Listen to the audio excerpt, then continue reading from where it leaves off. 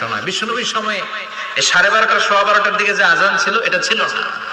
বিশ্বনবীর সময় ছিল না, আবু বকরের সময় ছিল না, সাইয়েদনা ওমর ফারুকের সময় ছিল না। এটা চালু হয়েছে সাইয়েদনা ওসমান যুন্নুরাইনের সময়। তখন মদিনাতে মানুষের সংখ্যা অনেক বেড়ে গিয়েছে, লোকজন আর জায়গা হয় না, মুসল্লিদের ঠাসাঠাসি। উনি ঘোষণা দিলেন সুকে জাওরা, জাওরা নামক বিশাল একটা বাজার আছে।